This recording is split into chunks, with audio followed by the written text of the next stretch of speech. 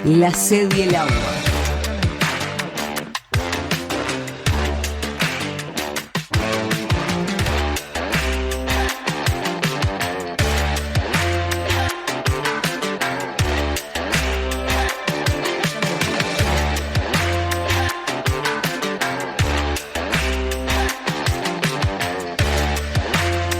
La sed y el agua.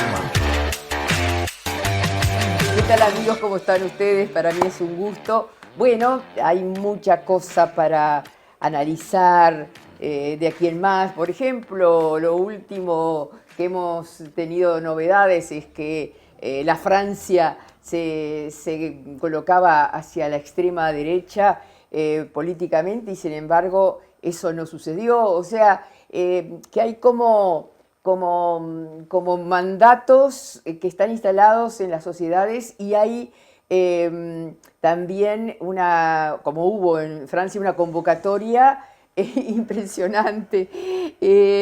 Cuando el jugador de la selección francesa le habla a la juventud francesa, me pareció increíble que surgiera de... Sí, extraordinario. Extraordinario. Estoy recibiendo aquí a este chico que lo conozco, para mí, por tanto tiempo atrás, y solo tiene 50 años, Estoy imagínense.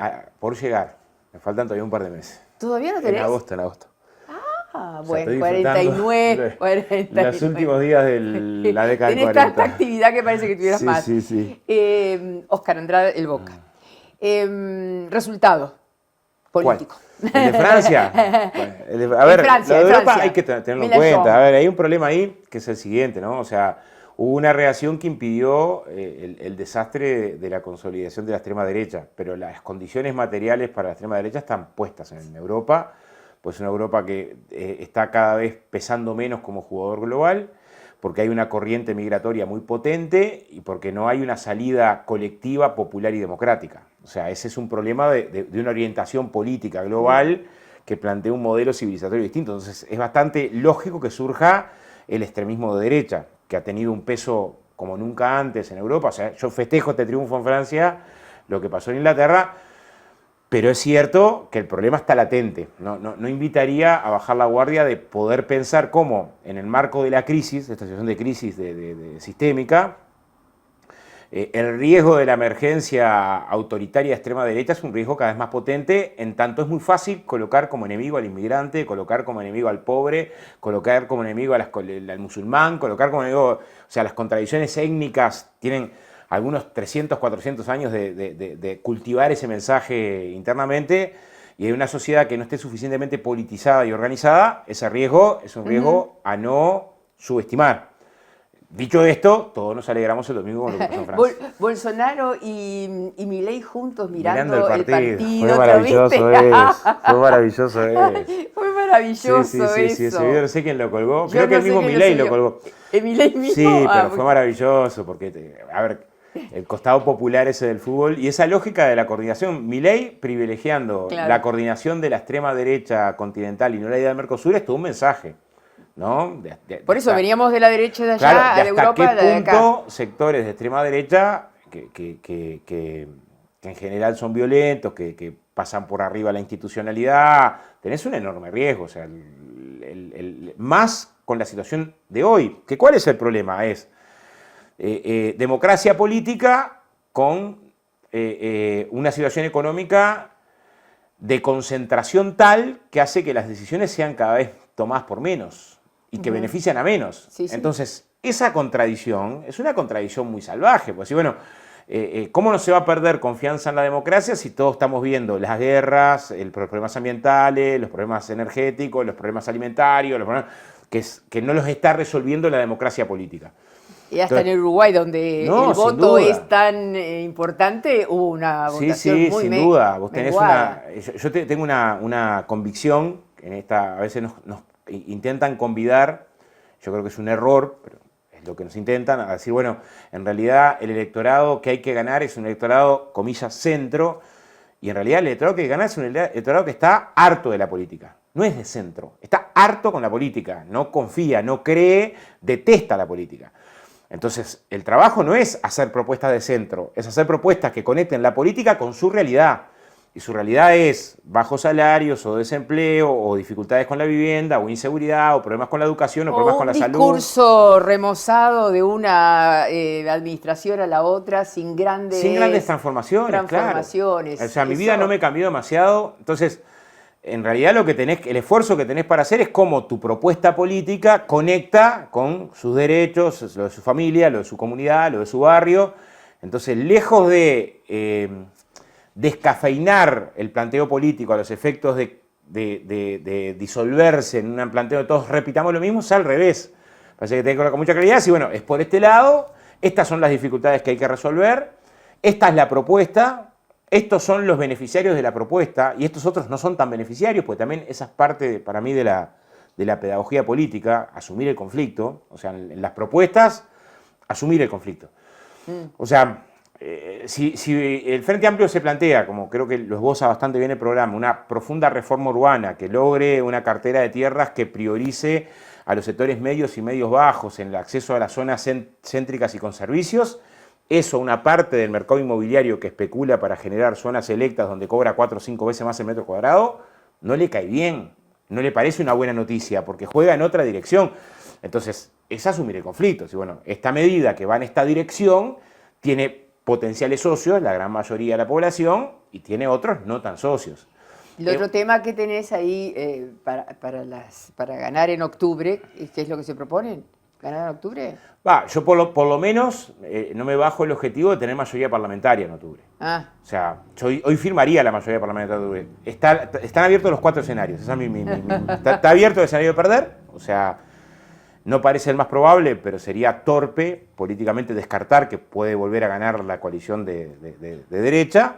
Está abierto el escenario de ganar en segunda vuelta sin mayoría parlamentaria. Está abierto el escenario de ganar en segunda vuelta con mayoría parlamentaria. Estos dos hoy parecen ser los más probables, es lo que estaríamos definiendo.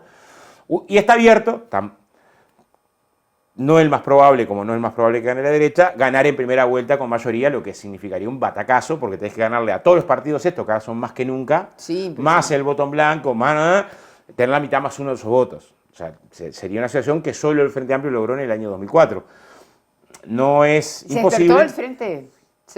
Yo creo que se despertó para mí el Frente cuando la ley de urgente consideración. O sea, el momento donde el Frente Amplio pega una implosión de una deriva que venía de caída de mucho tiempo. O sea, el Frente no es que se levanta un día organizado, potente, militante, creativo, entusiasmado, y al otro día cae en una inercia, sino que hubo un proceso de muchos años, muy fácil de notar, de graficar. O sea, elección interna donde solo elegíamos plenario nacional del 2006, votan 220.000 frente amplistas. En el 2011, 140.000 y en el 2016, 90.000.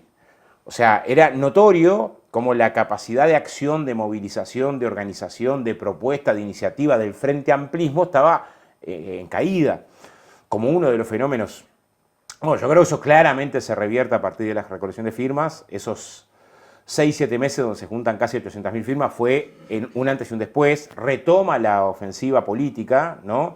La campaña de la LUC con el presidente a la cabeza de la campaña, que sale prácticamente empatada, también marca un parteaguas, o sea, un proceso con muchísimos menos recursos. Fue notorio, enfrentando a toda la coalición y un discurso muy potente que concentró. Bueno, y ahora va a estar el presidente en las listas. Sí, no sé cómo se va a hacer. Eso se sabía. ¿Y cómo se va? ¿Cómo hace?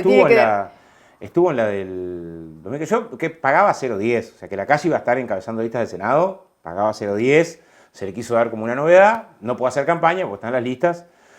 Bueno, está haciendo campaña. No creo que mueva la aguja, va a ser campaña lateral, pero me parece que no es lo que mueve la aguja. O sea, en realidad... Valeria sí va a mover la aguja. Me parece que eso le generó más. Cuando te genera más, tenés que explicar más. En lo inmediato generó problemas, pero... Tenés que explicar más que... A ver, hay una opinión que dicen los votos que ya son. Pero ¿cuáles son los votos que ya son? O sea, el que piensa que vos tenés... Todos los que votaron una vez al partido son tus votos, cae en el error que cayó el Frente de pensar que los que votaron una vez al Frente no se mueven más. Y se mueve la gente, ¿no? O sea, una cosa es el voto duro, sí, pero el voto duro es la minoría de los partidos políticos. O sea, el voto duro en el Frente pueden ser los 130.000 Frente Amplistas que votamos en la interna del Frente Amplio para elegir a Fernando. Ese es el voto duro del Frente. Ya estos 400 y pico mil que votaron es un voto menos duro, y el millón y algo que supongo van a votar en octubre, pensar que todos esos son frente amplistas a prueba de bala, pase lo que pase, poner cualquier candidato, cualquier propuesta, cualquier programa, te votan, es un absurdo. Eso que le pasa al Frente Amplio, también al Partido Nacional. Ahora, el Partido Nacional y la coalición tienen un coalicionista que es Ojeda. Yo he escuchado y he hablado con mucha gente que medio descartando a los partidos políticos tradicionales, tanto el Partido Nacional como el Frente, que ya viene siendo medio tradicional con sus 50 años, votan a Ojeda y votan a la coalición. Ahí hay que ver, primero, Ojeda es el candidato del Partido Colorado que arranca con peor votación de la historia de la interna del Partido Colorado por distancia. Por distancia, o sea, de la interna en la que se repartieron 500.000 de votos entre Hierro y Valle, a la última que se repartieron 180 y pico mil, bueno, a Notalvi con cerca de 100.000, 100 y pico mil, creo que 110, 60, algo así. Sí. Arranca con 40.000 votos, es un piso electoral para un precandidato de un partido histórico, el Partido Colorado, muy bajo.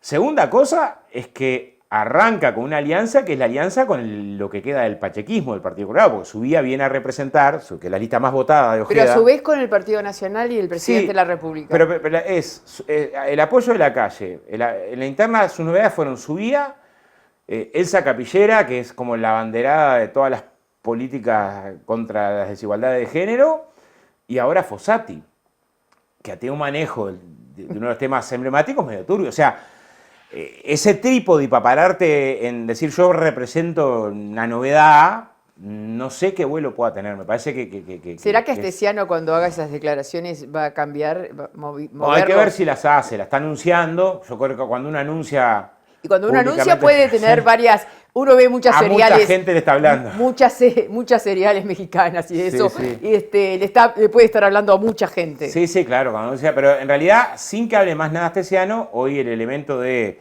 la forma en la que se llevó adelante la investigación deja un montón de dudas.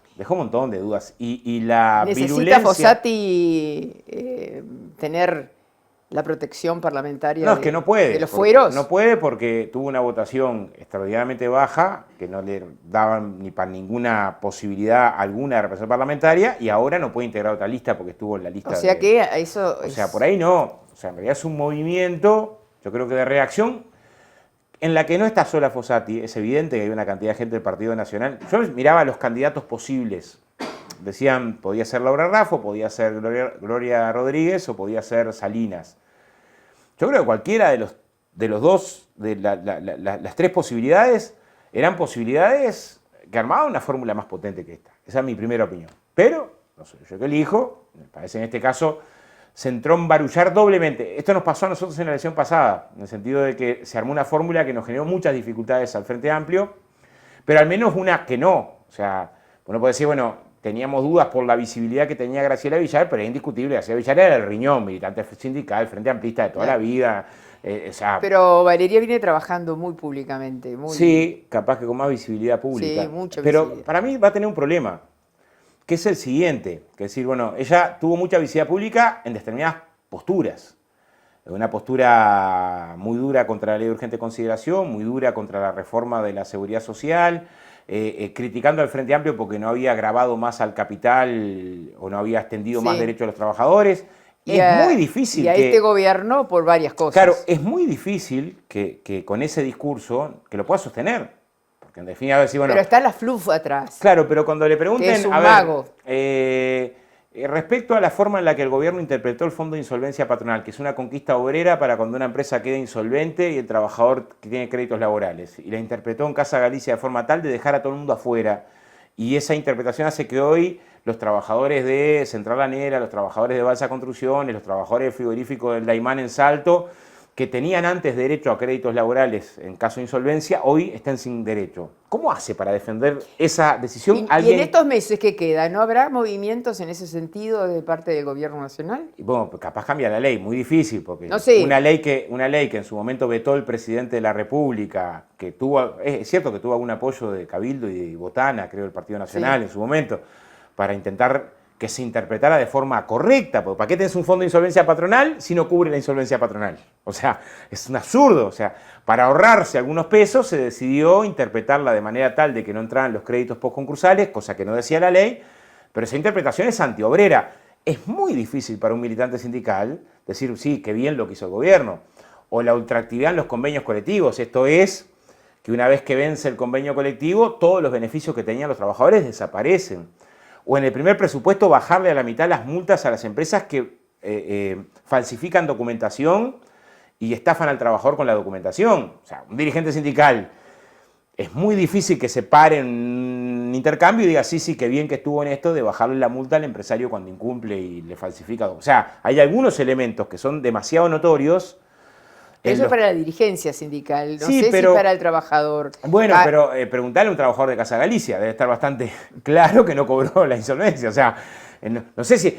O sea, es cierto, te llevo que no todos los trabajadores conocen sus derechos. Sí. Pero una vez que esté alguno de estos temas en debate, va a tener muchísima dificultad para decir, bueno, sí, yo en realidad acompaño o me arrepiento. O sea, la escuché con la luz decir, bueno, me arrepiento de haber estado en contra. Supongo que dirá lo mismo, me arrepiento del tema jubilatorio. Pero la reforma jubilatoria a un trabajador que se rompe la espalda le paga casi la mitad. Es muy difícil para un militante sindical decir, sí, sí, este ahorro es un ahorro correcto, es donde teníamos que ahorrar, es acá donde teníamos que resolver el déficit del BPS. Me parece que es cierto que va a quedar una posición incómoda. Entonces, ¿Y eso no será un problema también incómodo para el frente, digamos, para la campaña, la reforma? No, para la reforma no, puede ser el plebiscito. La reforma no, porque hay una posición consensuada en el frente estar en contra de la reforma. Sí, no. Estoy hablando... el plebiscito puede ser, también sí. Es un parte de agua. El plebiscito puede ser que le genere dificultad, pero en realidad existe. O sea, es una orientación que existe. La decisión que tomamos fue libertad de acción. Yo sigo... Y eso no se va a modificar. No creo, no hay espacio. Yo sigo creyendo... Porque Vergara sí, insiste sensiblemente sobre Vergara el tema. lo que dijo es que él le gustaría que la fórmula Carolina estuviera en contra. ¿Carolina? No tengo eso. ¿Estuviera en contra? Seguro, es una pregunta para Carolina. Ver, claro. Pero yo lo que voy es, para mí es pero Carolina lo habrá estudiado bien para estar a favor. De identificar que el plebiscito de la central es notorio que es contra las políticas de la derecha. O sea, los tres contenidos uno los quiere separar. A mí, ¿sabés lo que se me ocurre? ¿Te acordás cuando yo insistía un año y otro año y otro año de los gobiernos del frente, señores, ¿por qué no llaman a la constituyente? ¿Por qué no la convocan? ¿Por qué no aprovechan que tienen mayoría? ¿Por qué no está en el programa? ¿Te acuerdas? Sí. Después me pasaron la cuenta, obvio. Pero voy a los tres puntos que va a tener que definir la gente, ¿no? Para simplificarlo. La gente tiene que definir si la persona genera derecho a la causal jubilatoria a partir de los 60 o no. Lo tiene que hacer sabiendo, por lo menos, a mí hay dos cosas que tiene que saberlo antes. Es decir, bueno, en los países en los que se corrió la edad jubilatoria, menos de la mitad de los trabajadores y trabajadoras llegó a la nueva edad trabajando. O sea, no es que si el trabajador quiere, llega a los 65 trabajando. No depende. No depende del... Y en una economía como la uruguaya, y en ciertos trabajos con la menos. inestabilidad que hay en Uruguay, este dato seguramente sea peor. Segunda cosa que la gente tiene que saber es que el empleo en Uruguay se mueve de determinada forma. A los jóvenes no le dan trabajo. A partir de los 30 años es el momento de mayor concentración de trabajo de la gente hasta los 50, de los 30 a los 50. De los 50 a los 55 empieza a caer la tasa de empleo. A partir de los 55 es dura y a partir de los 60 es espantosa. O sea, a partir de los 60 años en Uruguay trabajan 22 de cada 100 hombres y 15 de cada 100 mujeres. Trabajan. En cajas menos todavía. En cajas es 15 de cada 100 hombres y 9 de cada 100 mujeres. O sea, cada 100 mujeres, 91 no consiguen trabajo en caja después de los 60. O sea, concentrando esto es, más de la mitad de la gente no llega a los 65 trabajando. Lógico. Y apenas 9 de cada 100 consigue trabajo. Bueno, en un tercer elemento, 2/3 de los uruguayos no llega a fin de mes. Uruguay no es Suiza, que tiene capacidad de ahorro para decir, bueno, estos 3 años que me los tomo libre, yo qué sé, paseo. No, quedas sin trabajo y estás en una situación de emergencia pronto. Entonces, en estas situaciones, endurecer las condiciones de acceso a la causal jubilatorio no parece ser razonable cuando estos son los indicadores. Salarios bajos, dificultades para conseguir empleo y no garantía de que cumplas ese trayecto laboral. Miro la política laboral del Frente Amplio y en el 2008 no solo mantuvimos los 60, sino que logramos una puerta, que esto también lo rompió la reforma del año pasado, para que si tenías 58 años de edad, 28 años de aporte, 58 más, 28 más, y ya hacía un año que estabas buscando trabajo y no conseguías, tuvieras un subsidio por inactividad compensada que fue una piolita que te hiciera llegar a los 60.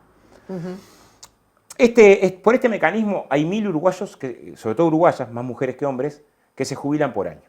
O sea, hay 1000 personas que entran por esta puertita. O sea, hace más de un año están sin trabajo, tienen 28 años aportados ya, tienen 58 más, pero en vez de hacerlo esperar 2 años pasando hambre hasta que se pueda jubilar, tampoco se podría jubilar porque precisas 30, sí, se le da este subsidio que lo hace llegar. Lo hace llegar, lo acerca. Esto se eliminó con la reforma, pero no, lo que no se elimina es que estas personas sigan existiendo. O sea, que todos los años haya más o menos 1000 personas que van a quedar ahora sin jubilación, sin trabajo y sin nada. Entonces, es evidente que el resultado que vas a tener es de deterioro.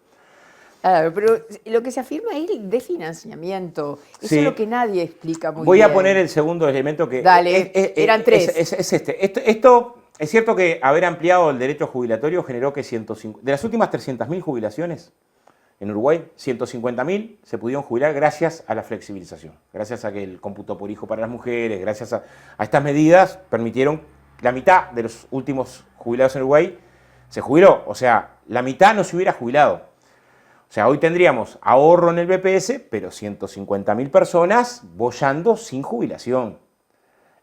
O sea, habría que hacer una proyección de cuál sería el indicador de pobreza en Uruguay si no hubiéramos ampliado la cobertura. El segundo es la jubilación mínima.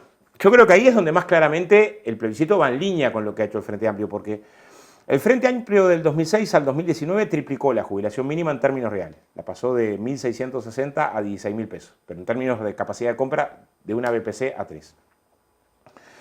Y mantuvo una coherencia de una política que es el ajuste que te doy en junio, no te lo descuento en enero, a las jubilaciones más bajas para ir mejorando la condición de las jubilaciones más bajas.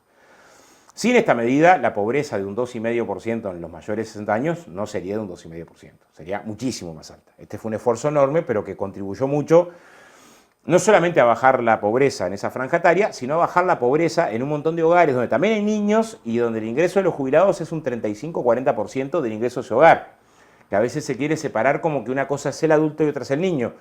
Y la abuela, la mitad de las abuelas, por lo menos, no tengo medido, pero le paga los útiles al nieto cuando arranca las clases. O sea, el Uruguay no se separa así. Pero bueno, ¿qué hubiera pasado si en este periodo de gobierno de derecha se hubiera mantenido la política del Frente Amplio en materia de jubilaciones más bajas? O sea, el ajuste a cuenta no descontando. La jubilación en vez de 18.800 estaría en 21.100. O sea, la jubilación mínima en junio, ahora con el 3% de junio, hubiera llegado a 21.100. El salario mínimo es 22.268. O sea, la diferencia entre jubilación mínima y salario mínimo sería marginal. ¿Por qué es mayor la diferencia? Porque hubo una política de derecha de congelar el ajuste en las jubilaciones más bajas. Entonces, la respuesta del movimiento de trabajadores es una respuesta que va dirigida, que evidentemente tiene un costo fiscal.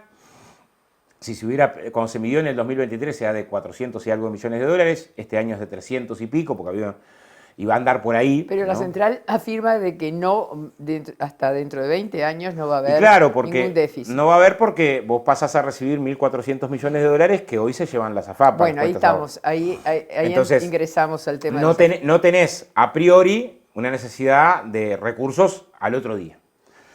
Pero lo otro que hay que mirar son 220.000 uruguayos los que están mejorando 3-4.000 pesos la jubilación. Y también pensionistas, o sea, la mamá que tiene un hijo parapléjico, con síndrome de Down y que cobra 17.000 pesos de pensión, va a pasar a 22.000.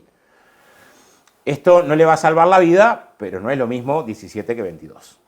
Y claramente estás mejorando en las personas, que es algo que se ha polemizado, pero claramente ese es el horizonte.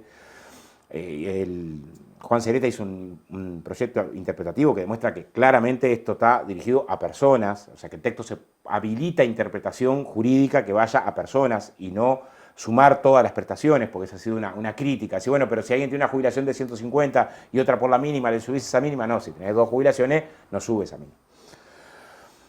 Y el tercer elemento es el del sistema de privatización de las jubilaciones, donde ahí lo primero que hay que hacer es un balance. Y el balance es, hace 30 años se modificó la seguridad social con un compromiso, que es que la tasa de reemplazo de la AFAP iba a ser del 100% de tu salario. y no llega a la quinta parte. O sea, lo primero que tenés que reflexionar es tan arbitrario querer salirse de un sistema que me prometió casi 5 veces más de lo que me está dando hoy y me está dando la quinta parte. O sea, las prestaciones que dan las AFAP 30 años después, no 3 meses después, son extraordinariamente bajas. O sea, ahí hicimos una comparación por decil, pero el decil más bajo de los 60.000 uruguayos que reciben rentas vitalicias por las AFAP son de 126 pesos, el otro decil de 700, de 800, el 90% en un promedio de 5.000 pesos. Y bueno, lo primero es, el resultado de la privatización de las pensiones ha sido espantoso para los trabajadores. En segundo lugar, ¿Para quién fue bueno? Los que cobran comisiones de AFAP, los gerentes de las AFAP, que llegamos a tener gerentes de 2 millones de pesos por mes, me imagino que estarán chochos. Pero solo para el... Sí, el sistema financiero masticó. A ver, las comisiones de las AFAP son arriba de 50 millones de dólares por año, más 12 millones de gasto en comisiones. O sea, hay un montón de plata que se paga con ahorros previsionales que se las chupa el sistema financiero. Ahora, el problema, esto sería malo, pero es que se tomaron 6 medidas que hacen que para adelante sea peor. Peor. La primera, ahora van a ser obligatorias para todos los ingresos. Antes eran solo obligatorios para los ingresos de 80.000 pesos para arriba. Ahora son todos los trabajadores, ganes 20, ganes 10, ganes 5, vas a estar obligado. O sea, ahora compulsivamente te obligan a que una parte de tu ahorro vaya al sistema financiero. El segundo elemento, se modificó el artículo 103 de la 1613 que prohibía expresamente a la AFAP poder descontarte comisión, o sea, estaba la comisión por administración y la comisión que es la ganancia de la AFAP. La comisión que es la ganancia de la AFAP, solamente la AFAP te la podía capturar cuando vos hacías un aporte, no cuando estabas desocupado. Ahora, ¿qué habilitó la ley? Que te puedan cobrar comisiones cuando estás desocupado. ¿De dónde? De tu fondo de ahorro. Esto, a los efectos de las finanzas del BPS, no beneficia nada. A los efectos del trabajador lo perjudica notoriamente. Pero no se habla mucho de eso. No se habla mucho. Es más, el ministro de Trabajo, cuando tuve el debate en Canal 12 con él, lo quiso desconocer. Tuve que leerle el artículo para decir, señor, acá está como estaba, está como está ahora. O sea, ahora claramente habilita al Poder Ejecutivo a que puedan descontarte de tu fondo. Lo tercero, el sistema privado tenía un caramelo, digamos, un dulce, que era que si vos, sin estar obligado, te afiliabas a una AFAP, al momento de jubilarte, el BPS te premiaba incrementándote un 50% del sueldo básico jubilatorio. Yo sé que no todos los que se afiliaron a AFAP lo hicieron leyendo la ley, conociendo el detalle, pero es lo que decía la ley. 30 años después te cambian el criterio, no te van a modificar, a beneficiar en nada, no van a incrementar el sueldo básico jubilatorio, pero lo hacen retroactivo, o sea, el que estuvo 20 años aportando con esa condición se la cambian a mitad de camino. Y esto evidentemente perjudica al trabajador. El cuarto es que las decisiones que tomó el Banco Central, no la ley, bajó a la mitad la tasa de interés técnico de tus ahorros. O sea, el interés que tus ahorros iban a tener lo bajó a la mitad. Y después duplicó en junio del 2021 las comisiones que te cobran las aseguradoras. Lo hizo con un criterio claramente neoliberal de decir, quiero que vengan privados a pagar las jubilaciones, ahorita solo Banco de Seguros, para que vengan privados, ¿qué hago? Les doy, los premio más con el porcentaje que te pueden cobrar de comisiones. Duplicó las comisiones. O sea, vos en junio del 2021 te acostaste un día, trabajabas lo mismo, te esforzabas lo mismo, aportabas lo mismo y al otro día te enteraste que te van a duplicar las comisiones que te van a cobrar, porque las FAP no pagan renta vitalicia, la pagan aseguradoras, que te duplicaron el monto de las aseguradoras. Esta decisión impacta en casi un 20% de tu renta vitalicia futura. ¿Te parece que todo esto, que yo te lo entiendo perfecto, y que la gente, el público también, que lo explicas muy bien y que a su vez es difícil, es difícil, pero entender, no va a ser un elemento que juegue en contra de los próximos resultados de octubre? No sé, yo lo que quiero en octubre es tratar de convencer a la mayor cantidad de uruguayos que voten defensa propia en esto. El quinto elemento es este. El quinto elemento. El quinto elemento, porque es muy... a mí me genera una enorme sorpresa cómo no se ha debatido de esto. O sea, una maestra o un médico de radioterapia tiene bonificadas su jubilación. O sea, la maestra, por ejemplo, por cada 3 años le computan 4, creo que radioterapia es por cada 4 o 5. Esto se lo tenía que reconocer el sistema público, o sea, el BPS, y se lo tenía que reconocer la FAP. A partir del 1 de diciembre del año pasado, solo se lo reconoce el BPS y no la FAP. O sea, se votó en la ley, no en la reforma, sino en una ley posterior a la reforma complementaria, que no tuvieran por qué reconocer las bonificadas. Las AFAP dejan de reconocer, o sea, una maestra que tenía 30 años de aporte efectivo, se le computaban como 40 años y esos 10 años se les sumaba a la edad ficta para mejorarle el porcentaje de las AFAP. Una maestra que se jubiló el 30 de noviembre cobra menos que una que se jubiló el 1 de diciembre, pero para hacerlo todavía más injusto, solamente se perjudica a los públicos, o sea, solo a las maestras públicas y a los trabajadores de la salud públicos. Si es una maestra del privado o un trabajador de la salud del privado, sí se le mantiene en la AFAP la bonificada. Esto es tan inexplicable que cuando vino Saldaña a la comisión no supo cómo explicarlo. No hay periodista que lo pregunte, ¿no? Cuando lo planteas en lugar de decir, bueno, cuando viene después del plebiscito vos esperás que le pregunten al que está a favor sobre por qué este cambio en las bonificadas. Cuando estás en un debate te lo niegan, la ley es clarísima, ¿no? Que es un mamarracho. ¿Tenés que ir con el texto de la ley? Ah, voy, sí, yo trato de ir. Y el último es el artículo 259, que establece algo. Ingresaron a la AFAP, eso más o menos se sabe, todo lo que sea ahora caja profesional, caja bancaria y también la caja notarial, ¿no? Pero lo que se sabe poco y se ha informado poco es que desde ahora hasta el 2054, con opción a 10 más, o sea, con opción al 2064, 30 años con opción a 40 años, el aporte que hagan estos profesionales, algunos que cobran 300, 400 mil pesos por mes, a las AFAP, se los va a restituir rentas generales durante 40 años. O sea, nosotros tomamos la decisión, yo no lo tomé porque estamos en contra, pero digo la ley hoy obliga a rentas generales a subsidiar el aporte a las AFAP de los sectores de salarios más altos del país, de rentas generales, que es la que aporta la doméstica cuando compra 2 kilos de papa. Entonces, lo que decimos es, el sistema era malo, pero se tomaron 6 medidas que lo hacen peor. Es tan irracional que el movimiento obrero diga, vamos a elegir. ¿Pero a quién beneficia mantener un discurso muy fuerte a favor de mantener la ley? De mantener la ley, a ver, yo creo que de mantener la ley a la derecha. O sea, de mantener la ley a la derecha. ¿Pero a quiénes? A ver, partidos políticos, a los sectores que los apoyan. Es claro que la derecha tomó tiene una decisión que es esta. Hay una cosa que es así, hay algunos privilegios que no se pueden sostener si avanza el plebiscito. A ver. Voy a poner un ejemplo que rompe los ojos. Uruguay, que tenía créditos fiscales altos, o sea, no empezaron los créditos fiscales con este gobierno, esto es los subsidios a las empresas, al capital, la mar en coche, es cierto que ha tenido una trayectoria este gobierno que profundizó. Nosotros llegamos en el programa nuestro, en el 2019, decíamos hay que revisar las exoneraciones porque son muy altas. Vos fíjate que nosotros teníamos, para poner algunos ejemplos, IRAE. ¿Cuánto exoneraba de IRAE el Uruguay en el año 2019? 642 millones. Me parecía, pues un montón de plata lo que estamos exonerando. Revisemos si todas estas exoneraciones son o no son necesarias. ¿Cuánto exoneró de IRAE el Uruguay el año pasado? 1.150 millones de dólares. O sea, ¿A dónde va todo eso? 500 millones de dólares a empresas que pidieron exoneración. Ajá. O sea, el aumento de 500 millones de dólares es igual a la asistencia que recibe el BPS por año. De una exoneración de un impuesto. Pero cerca de 300 millones de dólares de impuesto al patrimonio.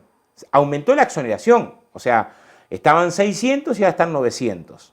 O sea, es obvio que esa política de transferencia de recursos, que todavía es casi el doble del promedio de la región. O sea, Uruguay tiene créditos fiscales de exoneraciones tan altas que en una región que es donde menos impuestos pagan los ricos, Uruguay está allá arriba, ¿viste?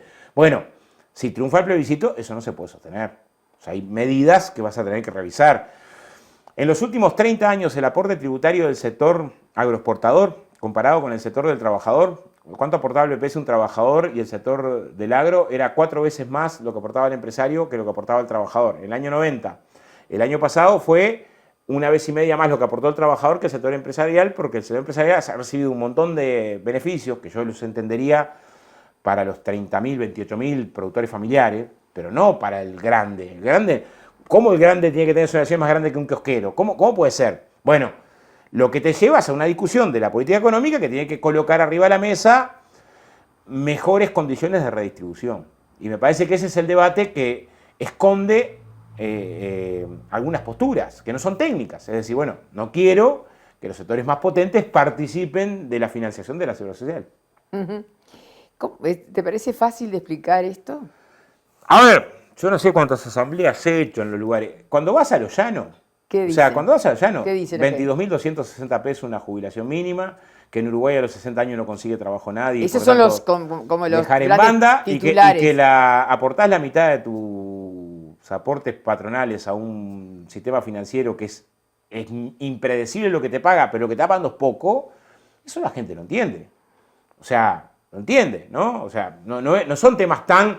Era mucho más difícil la LUC. La LUC que tenías como 50 temas, el derecho de huelga y los fondos para el lavado de activos y por otro lado las adopciones y la discusión de seguridad y la educación, era más complicado. Esto en general, capaz que el último es el que tenés que explicar un poco más, ¿no? Y tenés que explicar la campaña del miedo, decir, bueno, esto no lo estamos inventando.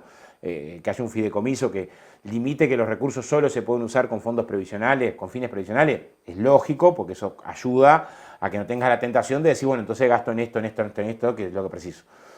Pero me parece que es bastante lógica. Y si logramos instalar con claridad estos tres elementos, es probable que haya un movimiento ciudadano. No es fácil, hay intereses muy potentes, también es cierto que eso generaría una gravitación de los trabajadores organizados, saldrían muy fortalecidos y el resultado del plebiscito es o cercano a ganar o gana, o sea, genera una situación de ¿Con enorme... cuánto? ¿Con cuánto? La mitad más uno, precisas. O sea, es tan difícil como la mayoría parlamentaria, porque Claro. ganarle, o sea, Claro. es cierto que es muy complicado. Pero si lográs bajar a tierra, también hay un antecedente que es este. Es decir, bueno, hubo un movimiento de ajuste fiscal sobre los salarios y las jubilaciones, que son el salario diferido, digámosle, y por lo menos hubo resistencia y hubo lucha. Después va a medirse de acá a octubre si la lucha fue suficiente para revertir y consolidar los derechos que querés consolidar. Pero si no hubiera lucha, también generás una lógica de que mañana estás discutiendo los 70 o los 75 sin mucha resistencia, ¿no? Es fuerte eso, ¿no? Ah, claro, yo creo que también dejás un antecedente. No siempre, a ver, es claro que el objetivo es llegar a la... ¿Cuál es el más fuerte de los argumentos Todos. de todas las asambleas que has A ver, estado? yo creo que Porque el de 65 es el primero bravo. es que no quede gente en banda. O sea, para cualquiera le pasa que tener un trabajador con 62 años de aporte, ya los años, con 62 años de edad, ya los años de aporte, sin laburo, decirle, espera 3 años viviendo del aire a que te... O sea, ese es el diario del lunes. Nosotros logramos colocar que dentro de 10 años, un poco menos ahora, lo que vamos a empezar a ver es eso todos los días. Gente que te va a golpear la puerta y te dice, yo tengo los años de aporte y no consigo laburo. ¿Qué hago? ¿No? Sobre todo el trabajador menos calificado y sobre todo la trabajadora. Las tasas de empleo en las mujeres a esa edad son una calamidad. Entonces, ¿cuáles son las medidas que van a hacer que mágicamente cambie el Uruguay? Cuando además es cada vez peor. O sea, cada vez en muchas empresas se ve que está el estímulo para retiro incentivado. No hace falta, en la construcción es carísimo, no hace falta que pongan un cartel con más de 50 no te tomo, pero con más de 50 no te tomo. O sea, es obvio que hay una lógica que... Imposible. O sea, otra cosa que vos digas, mirá, vamos a una discusión general, primero discutimos que, bueno, si quedas sin trabajo está este puente, discutimos mecanismos democráticos para el ingreso, discutimos todo. ¿Y qué otras medidas te parece que hay que enamoraría o definiría a ese electorado que vos decís que está harto o está descreído porque estamos hablando de gente que de pronto está en función, está trabajando, siente que trabajar más no va a poder, que ganar lo mismo, son bajos, que los claro. salarios son bajos, o sea, eso lo entiende. Ahora, el que está harto, el que se fue de la política. Bueno, a ver, yo tengo un debate para dar que es cultural. Porque, a ver, hasta dónde puedes avanzar con algunas medidas depende mucho de cómo avancés como sociedad. Para mí el ejemplo más claro es cuando empezaste a trabajar con incrementar inversión social en la infancia, ¿no? Al principio fue todo muy bienvenido y en la medida que ibas incrementando el plan de equidad y esto y lo otro, empezó a surgir resistencias hasta internas de gente de pueblo que le parecía que era demasiado, que había que exigir más contrapartida o que había... esto nos va a pasar en todas las políticas. O sea, si vos vas a hacer una campaña agresiva de reforma urbana y duplicar el presupuesto de vivienda, cosas que dice el programa Alfa, es que vas a tener mecanismos muy accesibles para que familias y parte de nuestro pueblo que no tiene acceso a la vivienda pueda acceder. Y para que pueda acceder, el nivel de subsidio tiene que ser altísimo. Y para que el nivel de subsidio sea altísimo, una parte de la población lo va a ver bárbaro y otra parte de la población lo va a ver con preocupación de que se le está dando demasiado a alguien que no se lo merece. Claro, ¿y de dónde saldría? No, el de dónde salía es una parte del problema, pero es peor esta parte del problema porque medio punto del producto, que es lo que precisás para... Estamos hablando que le soneamos 7 puntos a las empresas de crédito fiscal. Medio punto del producto no tendría que ser el drama. Yo al riesgo que le tengo drama es a la batalla cultural. A decir, bueno, tratar de dar la batalla de que estamos generando un derecho. Y esta parte, o sea, conquista un derecho. Que antes se lo negábamos. Vivienda o trabajo. Fíjate, trabajo protegido. El programa del Frente maneja la posibilidad, dentro de las alternativas, de decir, bueno, la transformación productiva no es de lunes a martes. Un fuerte plan de vivienda va a generar empleo en un sector que es muy dinámico, que es la construcción y el comercio y los sectores anexos a la construcción, eso va a ayudar, pero probablemente tengas que ir a una lógica de trabajo protegido mayor, no los jornales estos, sino mayor ingreso, mayor estabilidad y mayor capacidad de formación. Cuanto mejores condiciones des, te puede parecer que es mejor el plan, pero también más lo vas a tener que explicar. Pues si yo decís, mirá, en vez de 10.000 pesos vamos a hacer un plan de 25.000 pesos y en vez de tantas personas, y en vez de 6 meses va a ser 2 años y vas a poder hacer un curso tal y cual, al otro día vas a tener también la misma crítica. Si bueno, epa, se la estás dando en la mano. Claro. ¿Se entiende? Entonces, tenés al lado de la batalla política por la inclusión... ¿Cómo no llegar a ser asistencialista? No, pero es que hay parte que tenés que asistir, ¿no? A la vez que tenés que pensar en la transformación profunda de la sociedad, tenés que asistir. Yo creo que el peor negocio es tener gurises con hambre. El peor negocio ético, político y económico es tener gurises con hambre. Madres hechas pelota. O sea, vos contener una parte de tu pueblo que está recontra desprotegida. Vos fíjate que aparte sirve para el abuso. Porque es cierto que una parte de las críticas del trabajo protegido es de que pasó en Cerro Largo. En Cerro Largo, no me acuerdo el número de memoria, pero ponía que había 600 desocupados según el INE en Cerro Largo. Salió el plan de trabajo Jornales Solidarios y se anotaron como 3.000. Entonces, ¿cómo? Un montón de gente que estaba trabajando, ¿no? Quería irse a laburar a un lugar a 6 meses por 10.000 pesos. O sea, estaba trabajando en un laburo que era peor que 6 meses por 10.000 pesos por mes. O sea, y eso es un poco también lo que coloca el Cuesta Duarte respecto a los salarios en Uruguay. Hay un montón de salarios que están por debajo del mínimo, 15.000 pesos, 13.000 pesos. O sea, bueno, más de medio millón en 25.000. Entonces tiene una lógica de tirarle una mano a la que está hecho pelota, pero también de regular el mercado laboral. Porque si vos generas una política media potente del Estado, decir, bueno, vamos a proteger mientras tanto, por un año y medio, 2 años, con formación, bueno, el mercado laboral, si quiere conseguir quien le vaya a trabajar, va a tener que empezar a ofrecer un poquito más arriba de la condición de extraordinaria precariedad que en algunos casos se coloca. Los inmigrantes han favorecido, digo, más allá de que haya que pensar políticas especiales para ellos. ¿Se cubre, se respetan los salarios? A ver, es peor. Es evidente que hay un doble abuso con el inmigrante, ¿no? ¿Eso se puede constatar? Sí, claro. Nos hemos encontrado casos, ahora pasó con el caso de los trabajadores que estaban en China, estaban acá, pero venían de China. Pero ha pasado en general, a mí me pasó en Monte de Plata. En Plata tenías un día sí, yo también, el lío de gente que venía desregulada en condiciones con el pasaporte secuestrado, de todo. O sea, que esos fenómenos de hiperexplotación que se le da a trabajadores uruguayos es doblemente vulnerable cuando alguien viene a veces con dificultad de documentación, todo eso hay que protegerlo. Una de las condiciones mejores para protegerlo es tener sindicatos fuertes. O sea, no hay mejor inspección del trabajo que tenga fuertes sindicatos, por eso favorecer la asociatividad de los trabajadores. Es una política, también favorecerla pensando en que tengan otro peso los trabajadores en el diseño del proceso productivo. O sea, vos precisás a los trabajadores a la hora de cómo se distribuye mejor la riqueza que se genera, pero también en el pienso estratégico. Yo creo que ahí hay un cambio. Por eso hablan del FAPIT, ¿no? Pero un sistema, pero por suerte ahora pusieron una dirigente sindical, entonces está bien. Pero ponele, pensar el diseño de una estrategia de transformación productiva, que diga la UTEC, la UTU, la UDELAR, el INEFOP, los fondos de capacitación, los articulo, pienso en la forma... Sin los trabajadores hacerlo, es un absurdo. Ahí te jugás otra de las ideas que para mí es potente, capaz que no es las que electoralmente te rescate votos, pero con lo que invertís en ciencia, tecnología e innovación está frito. Y aunque logres el objetivo del punto de inversión en ciencia, tecnología e innovación, si vos no lográs que el sector privado también juegue a la par, o sea, Nueva Zelanda invierte 1 punto el Estado, invierte 3 puntos el privado. O sea, si el privado, eso sería de los elementos que yo primero miraría en términos de los créditos fiscales. ¿Cuánto vas a volver a invertir para generar cambios científicos, tecnológicos y potentes? Porque si no, nos pasa un poco esto, Balsa que recibió tremendas exoneraciones y después dejó un mundo clavado, pedido ya, recibió tremendas exoneraciones y después se echó a 250 teniendo rentabilidad, ganancia y la mar en coche, y puedo seguir, ¿no? O sea, es claro que ahí tenemos que tener una mirada mucho más fina, que no quiere decir no exonero, pero exonero a cambio de, y el cambio de tiene que estar muy claro, en términos de puesto de trabajo, calidad, innovación, cuidado del medio ambiente, o sea, tiene que estar muy fino, o sea, me parece una parte del destino de las posibilidades del país se juega en esa discusión. Con respecto a la inflación y a quien maneje, digamos, la economía, ¿habrá mucha diferencia con la actual dirección? A ver, que la inflación sea baja es una buena cosa, o sea, es evidente, porque el que vive de ingresos te complica.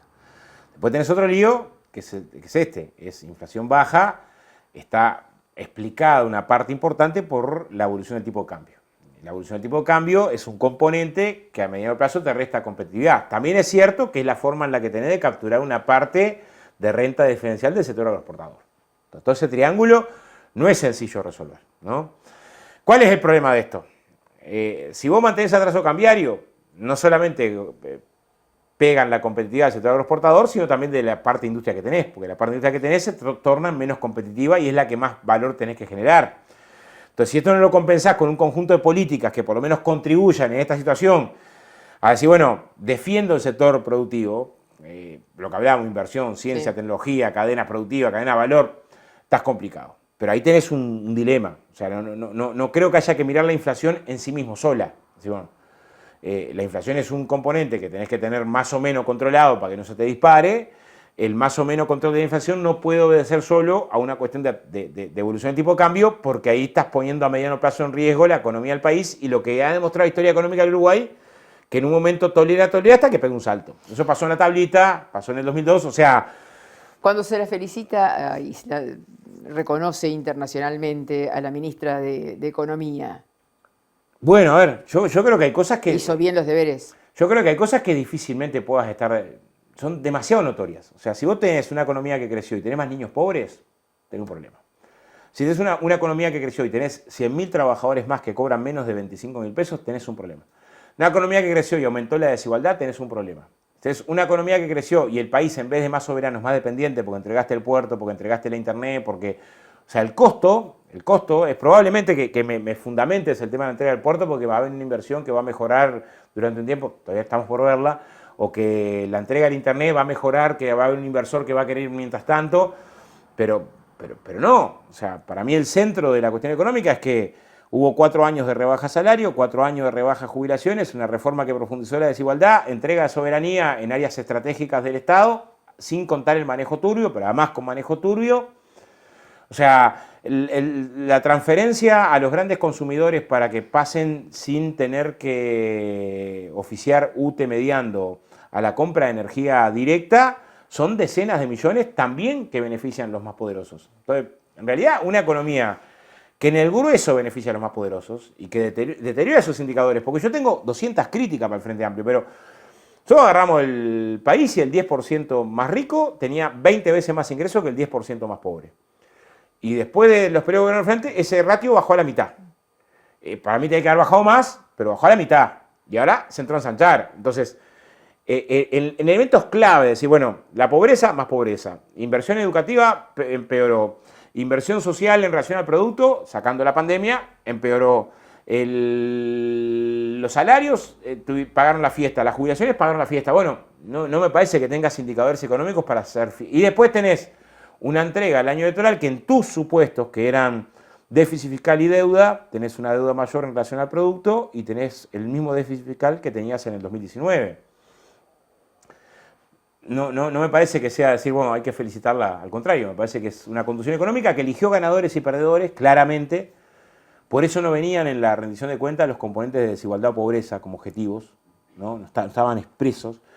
Y eso que se logró en parte revertir. Porque el objetivo de la política económica era que recién a enero del 2025 se iba a empatar el salario. O sea, no era un objetivo secreto, era un objetivo, no estaba en un cofre bajo 7 llaves, era en enero del 2025. ¿Qué pasó? Algunos colectivos de trabajadores, la salud privada, la construcción, los frigoríficos, un poco más adelante los de la educación, lograron superar la pauta salarial, lograr conquistas por encima de lo que el gobierno daba y el empate se dio un año antes. Ahora, si somos justos, ¿ese empate un año antes es mérito del gobierno o es mérito de los trabajadores que lucharon para revertir en parte el proceso de rebaja? Bueno, yo le concedo más. El gobierno lo va a tomar como... Lo toma como propio, pero me parece que no, porque en realidad, yo qué sé, o sea, lo que hizo el movimiento social es evitar la profundidad de la rebaja que iba a ser peor. Entonces, me quisiste pegar 5 cachetadas, me pegaste 4, la quinta la pude atajar. ¿La quinta que atajaste es mérito tuyo o yo que me atajé de la quinta cachetada? O sea, me parece que se está vistiendo con una ropa que no es toda de él. Porque de hecho, donde no hubo sindicatos fuertes, la rebaja salarial sigue estando hoy y va a estar hasta el 2026. O sea, hay sectores que fueron mucho más golpeados, que no tuvieron capacidad de negociación, más débiles, y eso es lo que explica otro dato, que es este. Cuando ves la caída es más fuerte en el interior que en Montevideo. Y el otro dato es que hasta el 2023 solamente el 20% de salarios más altos, en general donde tenés sindicatos fuertes, la construcción bancaria, salud privada, lograron tener mejor defensa que el otro porcentaje de trabajadores que no tuvo posibilidad de defenderse mejor. Entonces, no, me parece que hay mucho de la política económica para cuestionar con rigor, ¿no? Sí, me quedé pensando que si una de las alternativas puede ser, y expectativas tuyas, lograr la mayoría en octubre parlamentaria. Eso sería el máximo de votos que alcanzaría el Frente. ¿Cómo logra hacer noviembre tener expectativas de ganar la presidencia? A ver, no, porque lo que ha pasado es que el Frente, logrando mayoría parlamentaria en el 2009 y 2014, después ganó con un 54, 55%. O sea, en general, no es cierto que todos los que votan, no pasó, y al revés la última. Porque hay un electorado que se vuelve. Sí, claro. Y además porque hay mucha gente que piensa, si vos ya tenés mayoría parlamentaria, porque tenés una fuerza. Y es obligatorio el voto. Sí, da el voto. ¿Qué es lo que, o sea, en general, pasó ahora? Si bien hay una lógica de una coalición que se viene consolidando, hay gente que es colorada y no vota al Partido Nacional de Segunda Vuelta, ha pasado. Y ha pasado con Cabildo, y ha pasado con el Partido Independiente, y va a pasar con los demás partidos. Me parece que si lográs la mayoría parlamentaria, el escenario para noviembre es muy favorable. Bien. Y también el escenario para poder aplicar el programa, ¿no? ¿Podríamos seguir hablando? Podríamos. Vos sí, no vas a no voy a tomar, pero voy a hacer... ¿Por qué brindarías por ganar el...? Bueno, por la pública felicidad. Yo creo que al final el ganar no, porque el ganar el ganar es un medio. O sea, ¿el ganar para qué? La pública felicidad. Tabaré decía al final de su discurso siempre, decía... arrancaba con eso, cuando un sol salga, no sé dónde, no sé en qué parte estaré, y el final decía, festejen que el triunfo es de ustedes. Yo me puse a pensar que hace 20 años, cuando el último domingo de octubre se dio por primera y única vez que ganamos en primera vuelta, ese triunfo tenía 150 años para atrás de lucha de trabajadores, de militancia estudiantil, de organización en territorio, de colectivos en los barrios, o sea, hubo mucho atrás de ese triunfo. Entonces, cada conquista que se pone después, yo creo que ese es uno de los grandes errores del Frente Amplio, nuestros, que muchas veces querer adjudicar como conquistas del gobierno. Y el gobierno, si fue una construcción popular, la conquista es del pueblo, no del gobierno. Entonces, muchas veces construimos un discurso que transforma a la persona que es protagonista del cambio en espectador. Y ahí le erramos. Bueno, es para voy a observar. Sí, claro. Pero el lenguaje construye conciencias, tal cual. Arriba. Salud, arriba. La sed y el agua.